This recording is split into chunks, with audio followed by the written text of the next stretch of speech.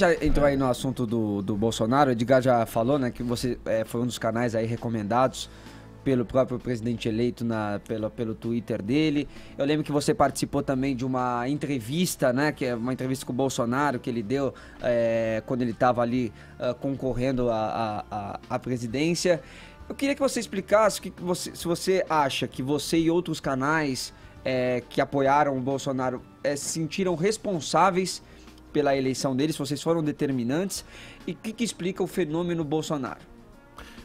Se nós somos determinantes, eu acredito que é complicado, né? Porque você não tem como medir o alcance e o efeito real das suas ações, né? Principalmente na internet. Eu consigo ver assim, o número de pessoas que visualizam, comentários, etc. Pessoas que te citam, que compartilham.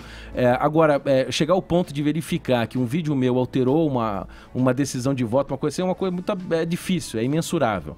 Porém, acredito que a mídia social, principalmente os youtubers, porque o YouTube agora é uma rede que tomou a frente do Facebook no Brasil, ela já é mais utilizada, vocês são prova viva disso aqui, então parece que estão todo dia em alta, segundo o Caio me falou, né? Então, o YouTube tem sido muito usado. Eu acredito que a gente conseguiu, principalmente, informar as pessoas a respeito das coisas, né? Você nunca me viu em vídeo, pelo menos não que eu me lembre, né? Dizendo vote em Bolsonaro.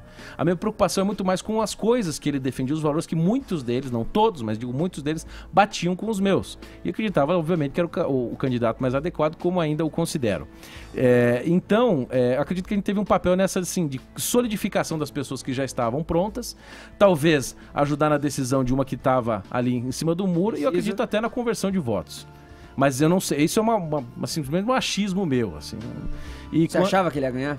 Sim, mas com certeza, não tinha chance. O poste não dava, né, cara? Não tinha condição de receber aquilo lá, né? E assim, por que o fenômeno Bolsonaro aconteceu? Porque o Bolsonaro falou a voz do povo, entendeu? O que é aquilo na rua? O que era aquelas milhões e milhões de bilhões? Não sei se vocês uma vez passaram numa passeata daquela, e as pessoas assim, o colocaram como, ou talvez a mais ainda do que o Lula nos anos 80, no final dos anos 80, ali começo dos anos 90, depois nos anos 2000, assim foi aclamado. Mas é plausível também o entendimento de que ele é muito mais fruto de um antipetismo do que das próprias políticas que ele, enfim, implantou, claro. Enfim. Mas eu acho que o antipetismo é um fator importante, mas, por exemplo, pautas como a posição dura dele com a questão da segurança não é uma pauta antipetista, é uma pauta, uma proposta de governo, propositivo. A questão dele, por exemplo, que é muito cara aos brasileiros, pelo menos 80% dos brasileiros, da defesa da vida, ou seja, ser contrário à amplificação, né, ampliação, aliás, desculpe, da lei do aborto, das leis sobre aborto. 80 e poucos por cento da população, segundo as últimas pesquisas, são contrários à ampliação da lei.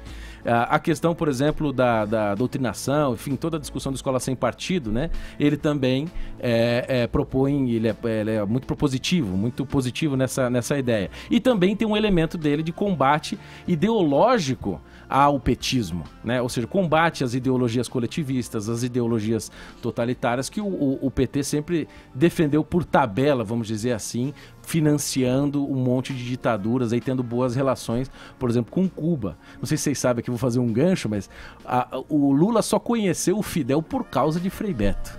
Quem apresentou o Lula ao Frei Beto, ao Fidel foi o próprio Frei Beto. Frei Beto não chegou a integrar o governo Lula? Integrou nos primeiros 2, 3 anos e tentou implantar o Fome Zero, etc.